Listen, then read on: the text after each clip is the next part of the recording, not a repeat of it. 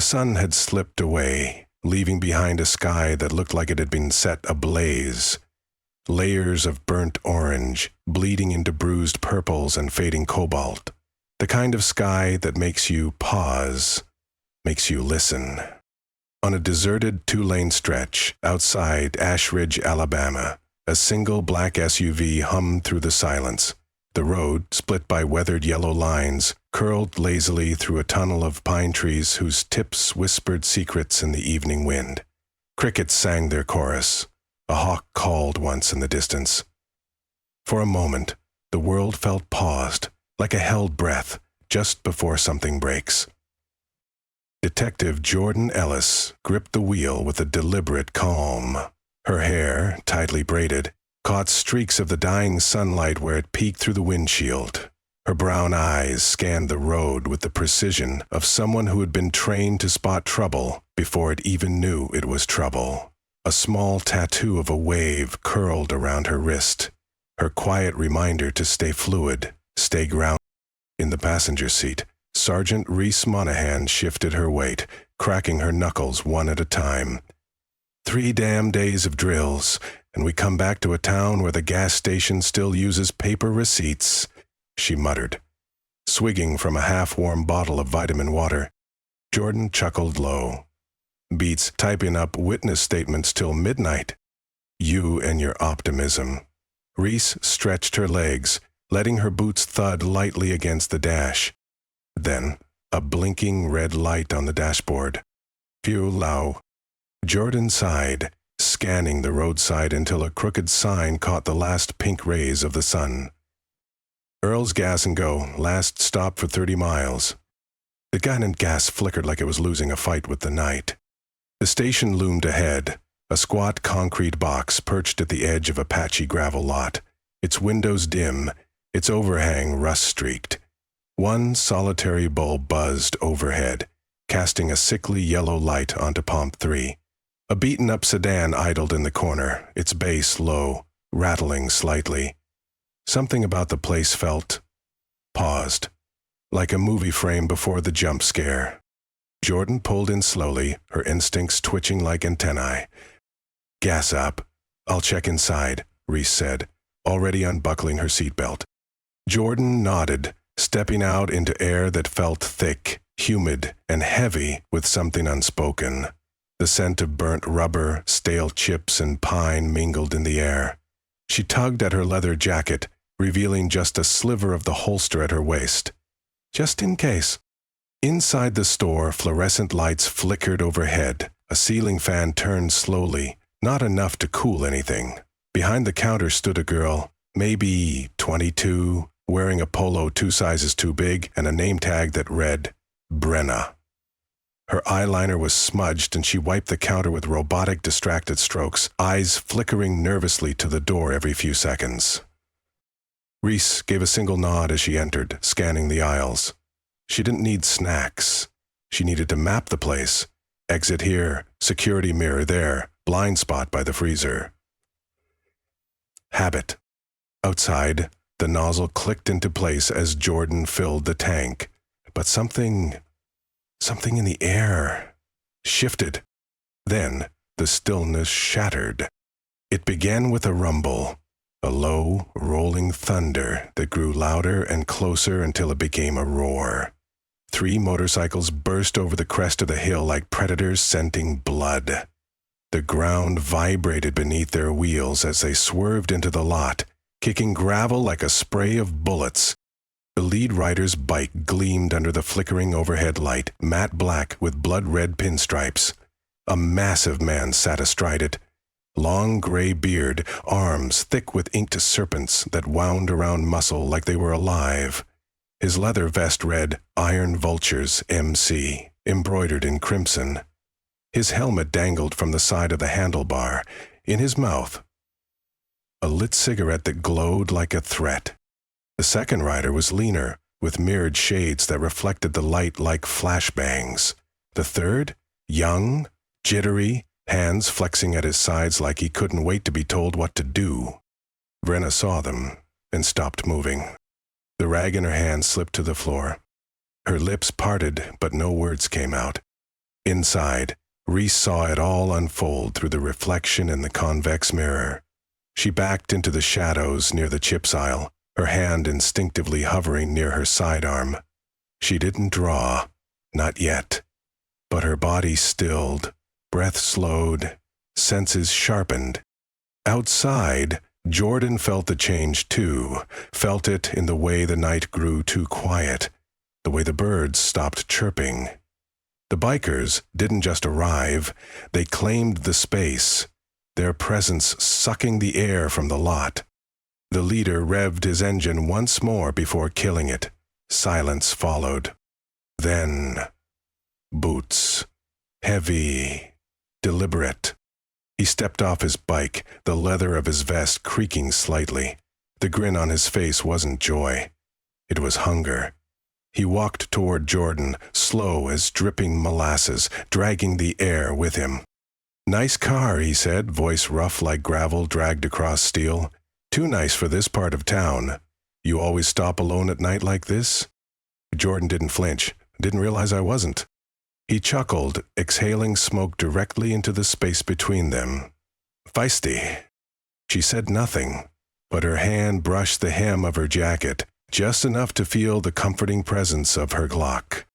Inside, the second biker leaned over the counter, lips curled into a cruel mockery of a smile.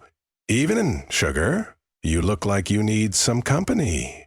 Or maybe a reason to smile?" Brenna didn't move.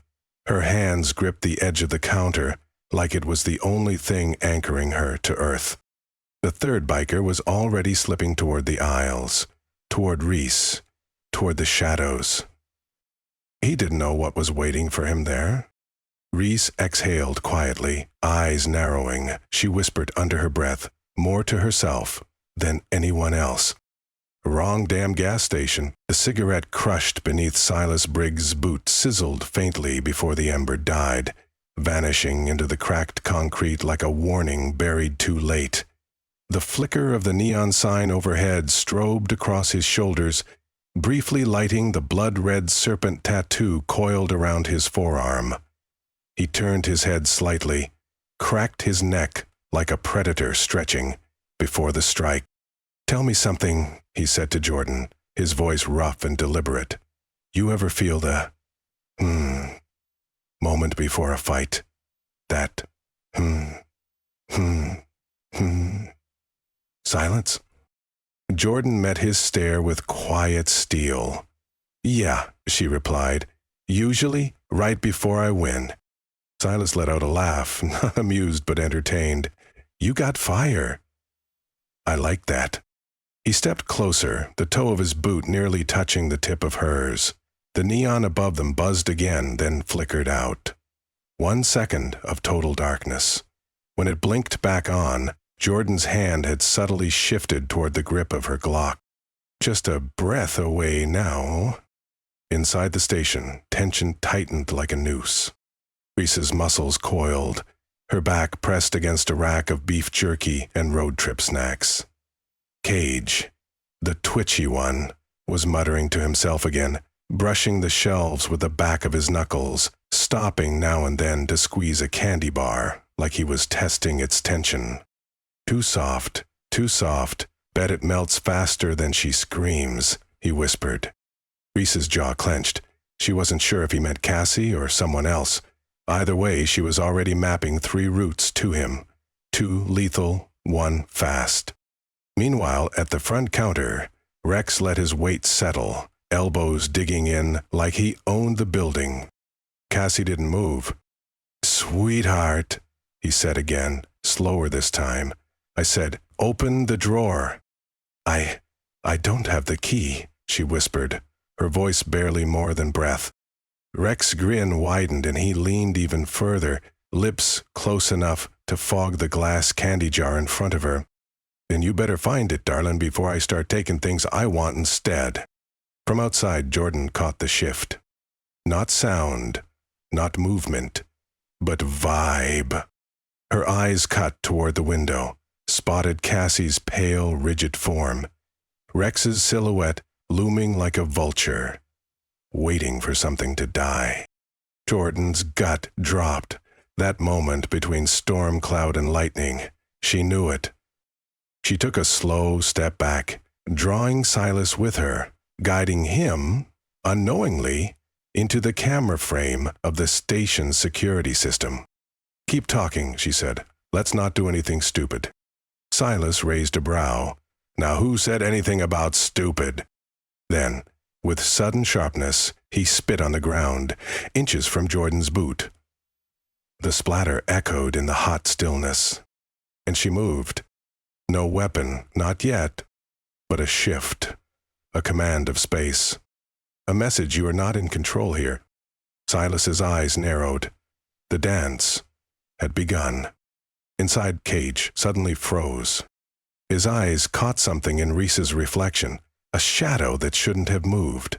His hand darted toward his waistband. "Hey!" he barked toward Rex. "She's got—" But that was all he managed. Reef stepped out. Not fast, not with panic, but with precision, like a loaded spring. One arm stayed near her belt, the other relaxed. She met Cage's eyes with the calm of someone who'd already decided how this would end. "Don't," she said. Her voice was low, not loud, but it didn't need to be, because in that moment, everyone heard it. Rex turned. Silas tensed. Jordan's eyes flicked up. Cassie blinked, finally breaking her paralysis. The red neon outside the gas station didn't just flicker anymore. It stuttered, like a dying heartbeat. Every pulse cast blood-colored light across the window, painting shadows that danced and twisted with each moment of tension inside. The air was thick, too thick, as if oxygen had taken one look at the room and decided to leave. Inside, Rex leaned further over the counter, his knuckles whitening against the glass. The switchblade spun like silver lightning between his fingers, then paused, perfectly still, its sharp edge catching a gleam of the flickering light. "I'm not gonna ask again," Rex hissed, voice barely above a growl. "Open that drawer, sweetheart, or I start carving." Cassie's fingers hovered over the keypad. She wasn't crying, not yet, but her eyes were glassy, red-rimmed. Her mouth moved slightly like she was praying, or maybe just mouthing the word "please" to no one. Behind her, the cooler hummed, the soda bottles rattling inside like teeth chattering. Reese didn't move. Her stance was textbook, balanced, low, hands near the belt, one close to the grip of her Glock. Her gaze didn't even flick to Rex. It stayed locked on Cage, who had stopped tapping and started twitching. "Clock's ticking," Cage said, his voice sharp with panic, like metal scraping metal. "Something's wrong. You feel that?" "I feel that." He looked toward Reese again, and this time she smiled. Not warm, not friendly, predatory. A smile that said, "I've already mapped how to drop you." Outside, Jordan felt the shift too. Her hand hovered above her thigh holster, thumb grazing the release. She could see the outline of Rex pressing into the counter, the flash of the blade. And Cassie, the girl looked like a porcelain doll, 1 second from cracking. Next to her, Silas shifted. "You thinking of doing something stupid, officer?" Jordan didn't answer. Instead, she whispered, "We're already 5 seconds past the line." Inside, the blade slammed against the counter. The glass jumped. A jar of cinnamon candy tipped over and shattered, shards skittering across the floor like startled mice. One red peppermint spun on its side, then stopped. Cassie gasped, her knees wobbled. Reese finally spoke, not to Rex, not to Cage, but to Cassie. "Drop, now." Cassie obeyed. She dropped like a stone, just as Rex lunged over the counter to grab her arm. "Time's up." And the world exploded into motion. The glass door slammed open, the chime shrieking like a siren. Jordan didn't enter. She commanded the space. Her figure was cut from light and resolve, shadow and steel. "Hands where I can see them." Her voice cracked the air like thunder. Cage jerked back, one hand reaching for something beneath his vest. Bad choice. Reese moved with precision, honed by muscle memory and instinct. In one motion, she drew, leveled, and aimed. Do not move. Cage froze mid-breath. Rex, caught off balance halfway over the counter, raised his blade, then paused. Nostrils flaring, teeth bared. Jordan took 2 measured steps forward. Her voice dropped, steady as rock. You're not walking out of here. Behind the counter, Cassie scrambled behind the fridge unit, her breath ragged, hands over her head. Outside, the neon flickered once, twice, then went dead. The station dropped into a half-darkness lit only by the humming freezers, the buzzing fluorescence overhead, and the red brake lights of the still-running motorcycles outside. Shadows grew taller. Silas turned toward the entrance. Too late. Jordan was between him and the rest of his pack, eyes steady, feet planted. "You sure you want to be the next name on a tombstone?" she said coldly. Silas growled. "You think I'm afraid of some badge with hips?" Jordan smirked. "No, but I think you're afraid of dying dumb." Silence held. It wasn't the kind of silence that begged for peace. It was the silence that precedes detonation. The kind of stillness where every blink feels too loud, every breath might set off the avalanche. Cassie sobbed softly behind the counter. Cage trembled. Rex stared at Jordan like a wolf who had underestimated the alpha. Jordan didn't raise her weapon. She didn't have to. Reese's aim hadn't faltered. Her finger sat against the trigger, waiting, watching. "Put it down," Jordan said. Rex licked his lips. "What if I don't?" "Then I get a paper cut," Jordan said. "You get a headstone." That one landed. The silence broke, not with a gunshot, but with a decision. A scream. A knife. A storm no longer held. When Rex moved first, his hesitation, that half-second of human doubt, had vanished. What was left now was pure instinct, sharpened by adrenaline and desperation. His voice came out not as words, but a snarl, primal and reckless. He lunged. The blade caught the overhead lights, sending a flash of steel across the ceiling like lightning on a battlefield. Cassie shrieked, her voice splitting the air, just as he dove over the counter with feral speed. But Reese was faster. She didn't shout. She didn't warn. She moved, the kind of motion that bypasses thought, trained into muscle memory. A whack. Her boot struck his knee with deadly precision. The joint snapped sideways with a wet, cracking pop that echoed off the cooler doors like a bone drum beat. Rex screamed, his face contorting in agony as he collapsed into the candy display. Glass shattered, sugar and wrappers flew, and red and white peppermints bounced across the floor like discarded teeth. He didn't even have time to reach for the counter before Reese dropped onto his back, knee between his shoulder blades, elbow driving into his neck. Her breath was hot on his ear. "Stay down." The words weren't shouted. They didn't have to be. They were weight. Final, absolute. Outside, chaos ignited. Silas Briggs saw Rex fall. He saw Reese rise above him, and whatever leash he had on himself snapped. He turned, fast and heavy, and charged Jordan with all the force of rage disguised as muscle. His fist arced wide, a street brawl punch meant to break jaws. Jordan ducked. Then she struck back, not with a punch, but a shoulder-merciless slam to his ribs. The blow lifted Silas off balance, hurling him back into pump 2. "Swag!" Steele screamed. Gasoline cans trembled on the rack beside them. Silas staggered. Jordan didn't give him space to think. She drove her elbow up under his jaw, sharp, fast, brutal. His head snapped back, and for a second, the red glow of the neon light made the blood in his mouth sparkle like broken rubies. She spun in, gripped his arm. twisted with a torque that cracked tendons, and slammed his chest across the hood of a Dodge Charger parked beside the station. His face smashed into the metal. He roared, not from pain, but from humiliation. Jordan leaned close. "You should have stayed quiet."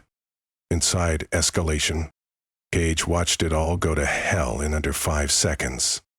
Rex was down, Silas was crashing, and now he was standing alone in a storm of neon haze, fluorescent flicker, and broken glass. So he did the one thing he thought might give him control again. He grabbed Cassie, yanked her up from the floor, and dragged her in front of him, knife pressed to her throat, hand trembling. Cassie gasped. The blade nicked her skin. A single drop of blood bloomed red against her pale neck, like ink on snow. "Drop it!" Cage screamed at Reese. "Drop your gun, or she dies!" The air inside the store collapsed into stillness. Reese didn't move. Her Glock stayed level, arms extended, feet braced apart. Her eyes didn't blink. Her finger never flinched. "You think I won't do it?" Cage screamed, panicked. "You think I'm bluffing? I swear to God." "You don't believe in God," Reese said. The sentence was a scalpel, not judgment, just fact. Cassie sobbed. "Please, please, don't..." Outside, Jordan turned toward the sound, eyes narrowing through the shattered window. She saw the blade. She saw Reese. She saw Cage's hand shake. And she knew what was coming. "You don't want this, Cage," she shouted. "You're not a killer. You never were." "You don't know me." "I do," Jordan said, "because real killers don't talk this much." Then it happened. Reese didn't shoot Cage. She shot the light above him.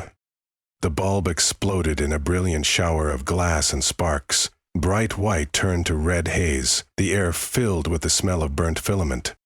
Cage flinched. And in that half-second of confusion, Cassie dropped. Reese moved. "Uppler." She crashed into Cage, shoulder first. The knife flew from his hand and clattered across the tile. He stumbled backward, arms pinwheeling, crashing into a chip rack. Doritos and pretzels rained down like shrapnel. Reese grabbed the collar of his leather vest, yanked hard, and drove him back into the freezer door with a resounding boom. He groaned, slumped. One last breath wheezed through cracked teeth. "You done?" Reese asked. No answer. Just the sound of the freezer humming, of blood dripping, of Cassie sobbing behind the Slurpee machine. Outside, the scene was sealed. Silas collapsed to one knee. Blood streaked down his beard. His fists trembled with rage. But his spine was giving up the fight. Jordan didn't bother with a weapon now. She just stared at him, expression unreadable. Sirens howled in the distance. Then closer. Then loud. Time didn't just stop. It recoiled, held its breath, as if the world itself refused to exhale. Inside the battered gas station, fluorescent lights buzzed overhead in uneven pulses, their soft hum barely masking the sharp sound of someone's breath. Fast, erratic, terrified. That breath belonged to Lana. She was still standing behind the counter, barely. Her hands were trembling, fingers twitching like leaves in a storm. Her eyes weren't blinking anymore, just wide, unblinking glass marbles staring at the broken world around her. Cage had blood down the side of his face, one eye already swelling from Reese's elbow. He wasn't limping anymore. He was lunging. He didn't care about the odds. He didn't care that sirens were roaring closer. He didn't care that the entire room smelled like gunpowder and peppermint and panic. He just moved. With a ragged cry, he reached past the coffee machine, gripped Lana's apron, and ripped her forward into his chest like a shield. She screamed, short, sharp, pure. He slammed her into the back wall, knocking over a shelf of chip bags and knocking the breath from her lungs. His right hand reached instinctively down to his boot, and when it came up, the blade came with it. A knife, not just sharp, jagged, rusted, meant to tear. It pressed against Lana's neck like a threat carved from metal. Her whole body locked, her throat moved with the effort of swallowing, and her legs buckled slightly. "I said drop them!" Cage screamed, voice cracking. Reese's stance froze. So did Alicia at the doorway. The sirens were here now, their echo dancing red and blue across the cracked windows. And yet inside, it was deathly quiet. Lana's chest rose and fell in sharp, clipped gasps. The knife pressed harder. A single drop of blood appeared just below her jaw, round and red, like a countdown clock starting to tick. Reese's jaw tightened. Alicia's eyes scanned every movement, every twitch in Cage's knuckles, every inch of space between the gun barrels and the hostage. He was panicking, sweating, and worse, he knew he was cornered. That's when people became most dangerous. "I'll kill her, I swear to God," Cage shrieked. "You don't have to," Reese said, her voice low, steady. "You're not this guy. You don't know me. I know this isn't the ending you wanted." Cage's eyes darted toward Alicia, who had stepped 1 inch forward. "Stay back." Alicia didn't flinch. "Let her go, Cage. Walk away, breathing. She's just a gas station girl. She doesn't matter to you," Cage roared. Alicia's voice lowered, sharper. "That's where you're wrong. She matters to us. And right now, she's the only thing standing between you and a SWAT team." Outside, the scene was boiling. 3 squad cars had arrived. Officers spilled out like a tide, weapons drawn, vests up, flashlights cutting into the darkness. A perimeter was forming. Radios crackled. But inside was a different kind of war. A war of seconds. Reese's trigger finger never left position. Her left hand moved slowly, deliberately, reaching back along her belt. The belt. She wasn't going for a gun. She was going for leverage. Lana let out a choking whisper. "Please, I don't want to die." Her voice was so soft it sounded like it came from somewhere else. Cage's jaw twitched. His grip tightened. "I didn't mean for this." "I believe you," Reese said, "so don't make it worse." Cage pressed the knife tighter, and then... flicker. The overhead lights blinked once. Just enough for Cage's eyes to dart up. In that microsecond, Reese's fingers found the edge of the flashbang on her belt. The weight of it pressed into her palm like possibility. Alicia gave a subtle nod. And then, everything unraveled. Reese whispered, "Lana, close your eyes." Lana obeyed, without hesitation. Cage didn't notice the tiny metal sphere rolling gently across the floor, coming to a stop behind the sugar packet shelf. He only noticed the light when it was already too late. Flash, boom. The room exploded in white. Sound gone. The sights seared. Cage screamed. A full-bodied, desperate roar. As his grip loosened, and his balance failed. Lana collapsed. Reese launched. She tackled Cage to the floor so hard the tile cracked beneath them. The knife skidded away, spinning under the shelf. Cage threw one elbow wild, blind, but Reese caught his wrist, slammed it down, and drove her knee into his chest, once, twice. "Stay down." Cage choked, then stopped. Alicia entered, second, weapon sweeping, eyes scanning. Reese had Cage pinned. Lana was curled on the floor, arms around her knees, gasping for breath between tears.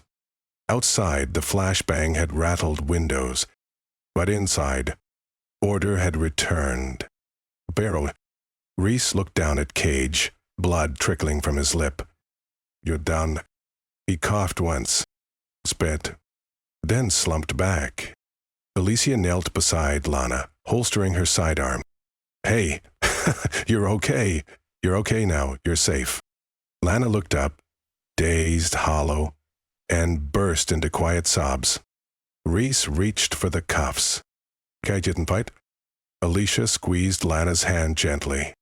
You held on, she whispered. You're stronger than you think. The echo of the flashbang hadn't yet faded from the walls when the first patrol car tore into the parking lot. Its siren cut out with a dying wail, but its lights kept pulsing. Red, blue, red, dancing across the cracked gas station windows like a strobe against ruin. Then came more, 3 more cruisers, then a black, unmarked SUV. Doors flung open. Boots thundered across gravel. Commands flew like lightning. Eyes up. Watch your 6. Clear left. Move. A wall of trained force surged toward the station, shields up, barrels raised, ready for a war that was already over.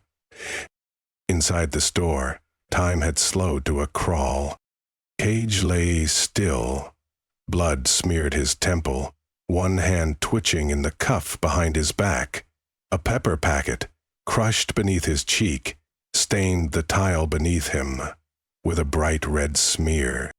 Lana was no longer screaming, just breathing. Fast, shaky, but breathing.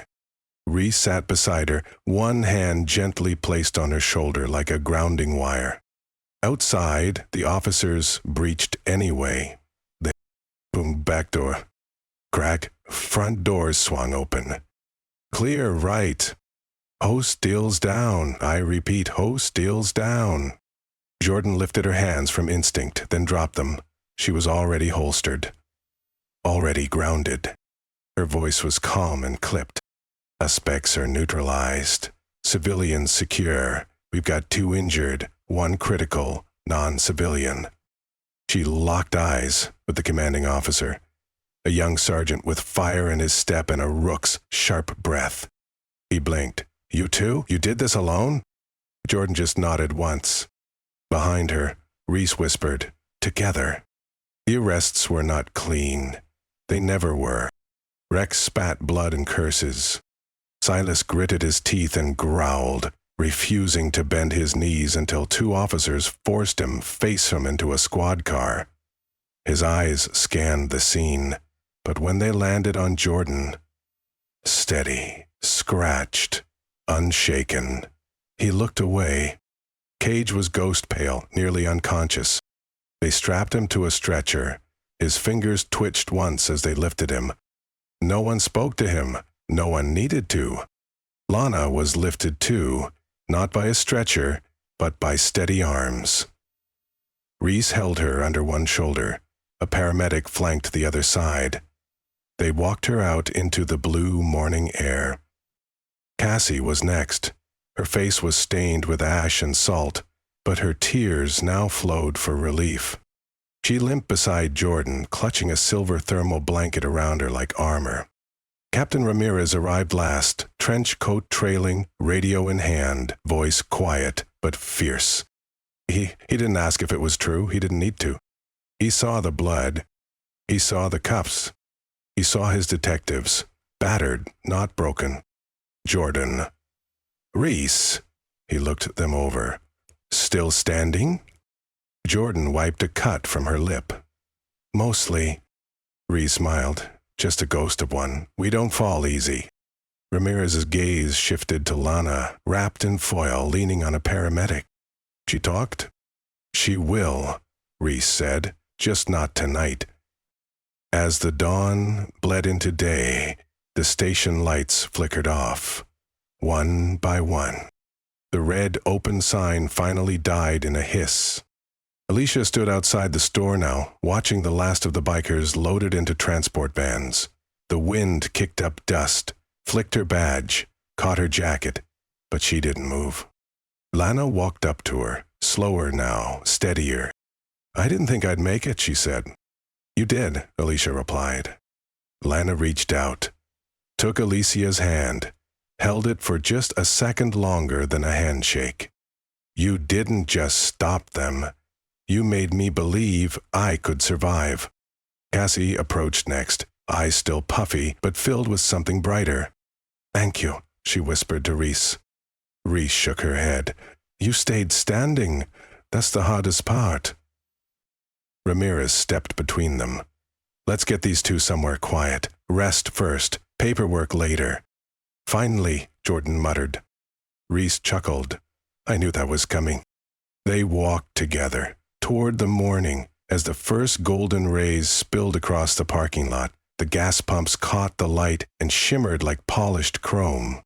What was once a war zone now looked like just a gas station again. The sun had climbed higher, casting long shadows across the parking lot like scars across forgotten skin. The gas station, once alive with violence, now stood in a quiet stillness, choked by crime scene tape that fluttered in the breeze like yellow warnings stitched into the air itself. A symphony of methodical silence had replaced the earlier chaos.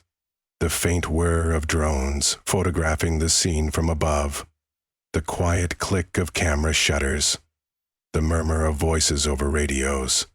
It was the kind of stillness that only came after something violent and before something worse. Inside, broken candy bars still lay scattered like fallen soldiers. A soda fridge hummed, its door riddled with bullet holes. And just beneath the register, half hidden beneath a warped rubber mat, Jordan found it. A canvas bag. She knelt slowly, brushing away a crushed roll of receipt paper and a cracked lighter. As she unzipped the bag, the room seemed to pause with her. Inside, heavy, plastic-wrapped bricks, dense and chalky. Heroin, not cut, not diluted, pure. A few ounces could wipe out a neighborhood. There was something else. Pressed tight beside the drugs, wrapped in greasy wax paper, was a notebook. Small, black, worn. She flipped it open. What she saw made her breath still. Rows of coded entries. Initials. Drop points. Interstate codes. Dates. Pay. And a symbol on the inside cover, faint, almost faded. A snake twisted around a gear. Jordan whispered, "Iron Reapers." An hour later, Captain Ramirez stood at the evidence table, the room crowded with items now classified as federal-level contraband. Weapons, illegal. Cash, untraceable. 4 encrypted phones. And that notebook. Reese leaned on the corner of the table, one arm in a sling, her eyes trained on the bricks like they might explode. "They weren't here to rob anyone," she said. "This wasn't chaos. It was logistics." Jordan nodded. "A waypoint. A shipping route." Ramirez flipped the notebook to a page labeled Reaper Drop, R17. He tapped it with his pen. PRT, Rivertown. 17th stop? Reese's voice went tight. 17th out of how many? The FBI arrived at 11:43. Idea. Black Tahoes, neutral suits, earpieces. No nonsense. Leading them, Special Agent Daniel Parker. Crisp shirt, buzz cut, hands that still looked like they knew what recoil felt like. He surveyed the evidence table and gave a low whistle. "You two might have just blown open a pipeline we've been tracking since Memphis." Ramirez crossed his arms. "Why didn't we know?" Parker shrugged. "Reapers don't play loud in Alabama. Until now."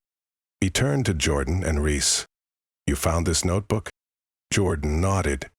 Parker opened it. He stopped at a page and ran his finger down a column. Then he looked up. His tone shifted. "This isn't just a gang job. This is their distribution ledger. You just cracked the Southern Corridor." Reese raised an eyebrow. "From a dusty gas station on a dirt road?"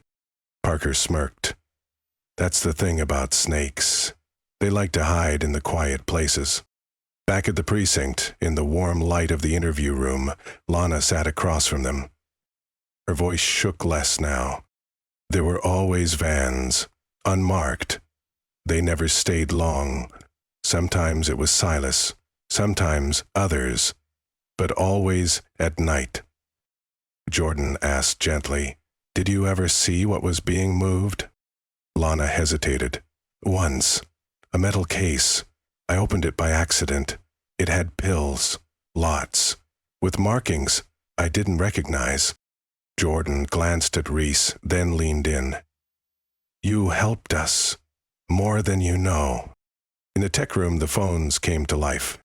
Ping after ping lit up a wall-size map. I-20, I-85, RTN 17, TLD 9. Then came a voice message from a number labeled Hawk. "If Vulture doesn't check in by midnight, hit the Talladega warehouse. Get the load ready. And burn the files." Reese's voice dropped. "Hawk, the one giving orders." Jordan exhaled. And Silas, Vulture, was just one lieutenant. Captain Ramirez returned, folder in hand. He laid it down like a final card in a high-stakes hand. "Tomorrow, Talladega, warehouse just off the bypass, known Reaper property." He looked at them both. "I want you two leading the team." Reese blinked. "SWAT? And FBI," Ramirez added. "You've been inside their chaos. You know their rhythm." Jordan looked out the window, toward the horizon. Her jaw tightened. "Then we finish what we started." Outside, the gas station was boarded up. The sun glared off the fresh tape. But the fire wasn't there anymore. It had moved to Talladega, and two women were already walking toward it. The sky above Talladega was heavy with stormlight, a bruised gray, smeared with streaks of pale gold from a sun that hadn't yet broken through. The convoy arrived like a rolling storm. 6 vehicles, black, matte, silent. No sirens, just the crunch of tires on gravel and the low radio hum of coordinated violence. 2 SWAT vans, 1 armored FBI truck, 3 unmarked cruisers, 1 carrying Jordan and Reese. They stopped 3 blocks out, just beyond the chain-link perimeter of the target. A warehouse that looked like it had given up. Rust dripped from the roofline. Broken signage read Eastside Auto and Salvage. But no cars had been salvaged here in years. From inside, shadows moved. Cameras blinked red. And someone, somewhere, watched them back. In the lead van, Agent Parker's voice cut through the comms. "Alpha, Bravo, lock positions. Entry in 60. Jordan exhaled, adjusting the straps on her Kevlar vest. The cold metal of her sidearm brushed her ribs, a sharp reminder. She looked over at Reese, who was tightening her gloves. "Let's end this," Reese said. Jordan gave a half smile. "With fire if necessary." "Go time." The battering ram struck the front gate with a roar. Crack. Metal shrieked, sparks flew, chains snapped like brittle bones. Flash bangs arced through the air, trailing smoke tails like comets. Pop, pop, sound, confusion. Then came the flood. Go, go, go. Boots on gravel. Shouts over comms. Gunfire. Inside the warehouse, chaos ignited. Iron Reapers scrambled, some grabbing rifles, others trying to run. Smoke grenades hissed under the metal roll-ups. Visibility dropped. Screams echoed off the corrugated walls. Jordan and Reese pushed forward, twin shadows in the smoke. Room by room they moved with mechanical precision. Hostile coughed. Herons stacked, 3rd row. Stacks of cash sat beside pallets of wrapped narcotics. Shotguns leaned against toolboxes. A machete was taped beneath a workbench. This wasn't just a gang den. It was a war depot. Jordan turned a corner, spotted an open duffel bag filled with burner phones. Reese found a briefcase loaded with unregistered IDs and offshore bank slips. Jordan's voice cut into the comms. Found their comm center. These guys were shipping coast to coast. But she was still scanning for one face. Silas Viper Briggs. She knew he was here. And then... female, upstairs, muffled. They sprinted up the stairs, boots hammering steel steps like gunfire. A flickering red light pulsed from above. Emergency power. The hall ahead was dim and suffocating. Doors open, bullet holes in drywall, blood smeared on a light switch. The last door closed. Reinforce. On 3, Reese said. Jordan nodded. 2, 3. Boom, door flew open. The room inside was washed in a flickering orange glow from a busted desk lamp. And there he stood.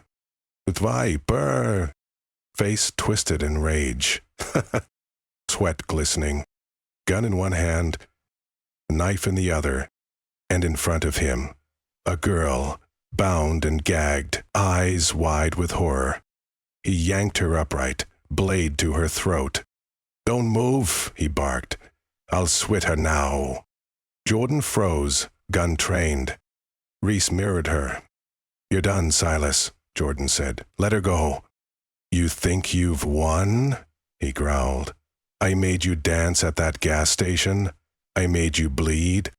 Reese took a step sideways, eyes cold. "You just noise now," she said, and we shut that down. Viper spat. "You two don't belong here. This is our territory." Jordan's voice dropped low. "Not anymore." The girl whimpered. That was the cue. Viper swung the gun. Jordan dropped left. The bullet shattered a computer monitor behind her. Reese fired. Crack. Hit. Viper screamed. His shoulder exploded in red. He dropped the gun, but the knife stayed. Jordan surged forward, tackled them hard. They crashed into a shelf. Jars, tools, debris flying. Viper swung wildly. Missed. Jordan drove an elbow into his chest. Then, thud. Reese's baton slammed into the back of his skull. He dropped, out cold. The girl crawled away, sobbing, pulling the gag from her mouth. Jordan grabbed her, held her tight. "You're safe," she whispered. "It's over." Radio static, then clarity. All suspects detained, warehouse secure. Outside, the sky cracked open.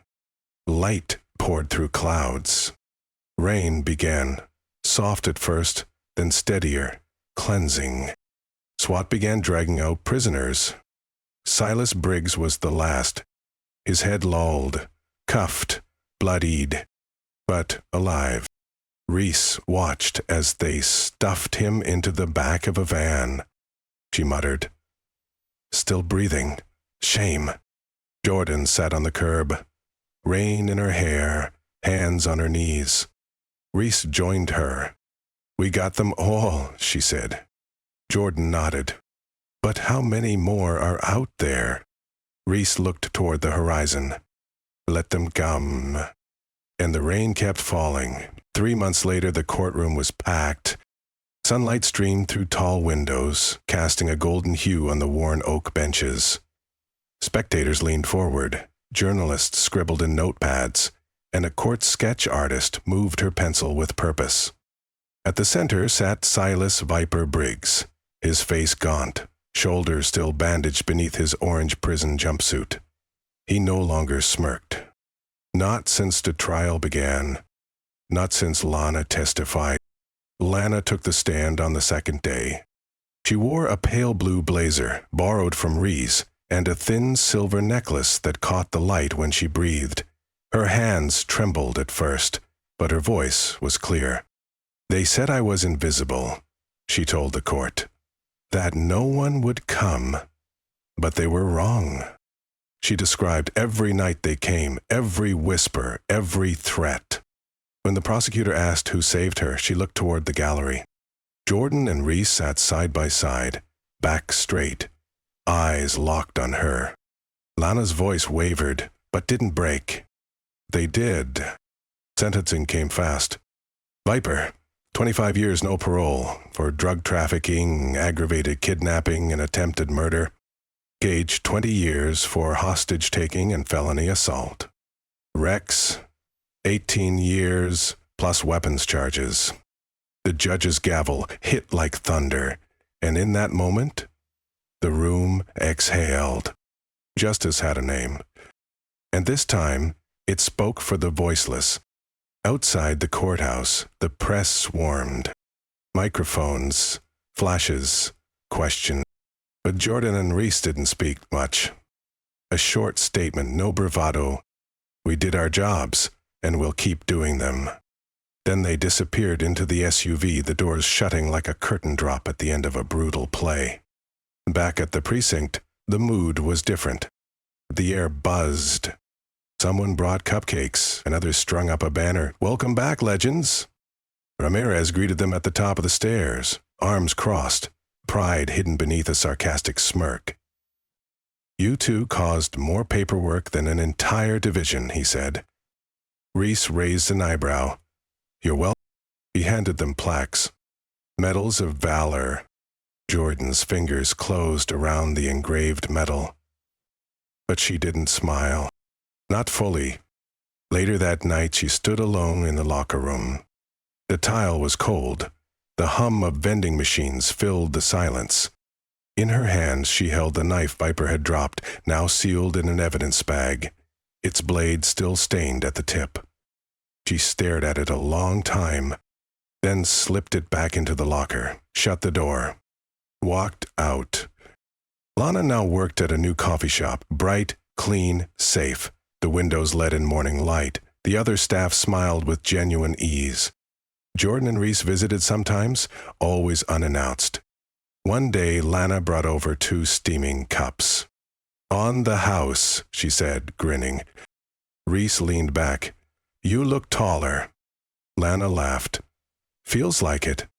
She hesitated, then added, softer, "Thank you for not leaving me there." Jordan raised her coffee in salute. "You saved yourself. We just kicked open the door." In the police training academy, Jordan and Reese's story was already legend. New cadets quoted them. In locker rooms, their names were scratched into metal doors, not in graffiti, but reverence. They hadn't just taken down a gang. They'd reminded everyone why justice mattered, and why courage wasn't loud. It was quiet. Heavy.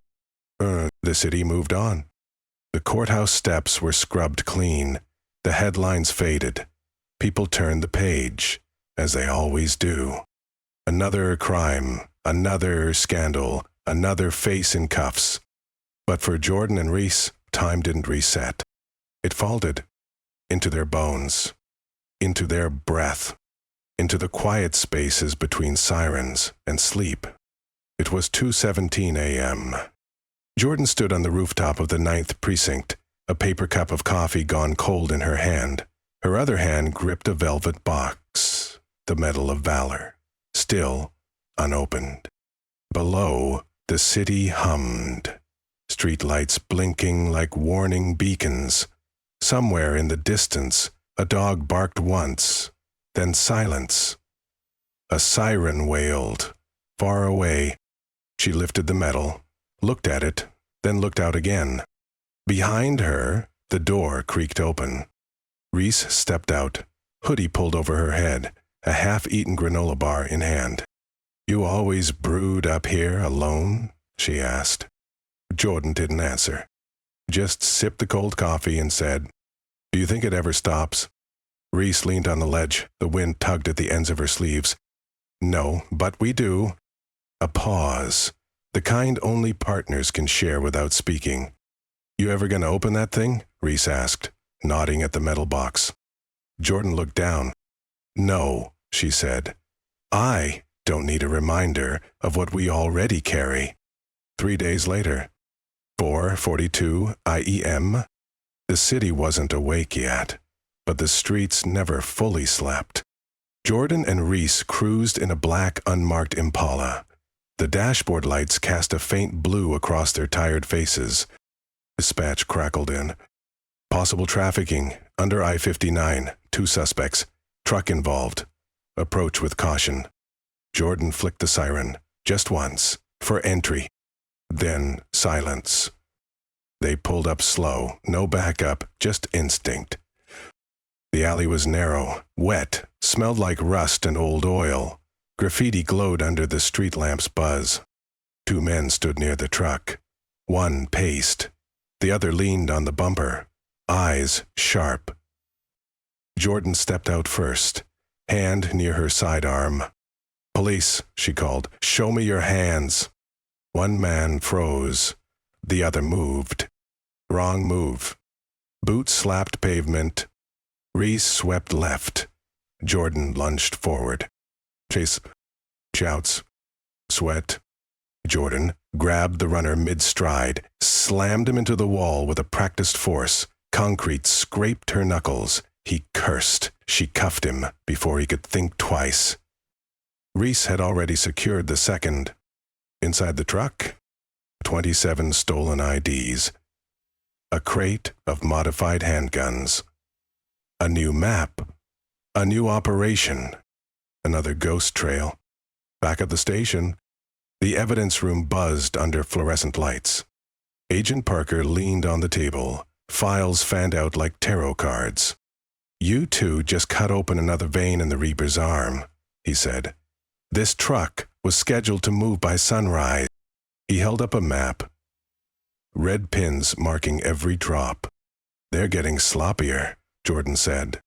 "Or more desperate," Reese added. Parker looked at both. "We're Hoots in Montgomery. Midnight drop. Want in." Jordan didn't hesitate. "We'll lead." That night, Jordan opened her locker. Inside, a single yellow sticky note taped to the door. It read, "We go where the light doesn't reach." Beneath it, the same evidence bag. The knife Viper had dropped. Still sealed, still stained. A relic, a warning. She touched it, just for a second, then closed the locker and turned toward the dark. Outside, the city slept under sodium vapor haze. Streetlights glowed like dying stars. Beneath them, Jordan and Reese walked side by side into the quiet. No fanfare, no cheers, just boots, wind, a promise. Because somewhere out there, a girl is still afraid. A truck is still moving, is still waiting, and the fire never sleeps. In the quiet that followed, Lana poured a cup of coffee. Her hand still shook sometimes, but not today. She wore no cape, there was no crowd. But strength doesn't need applause.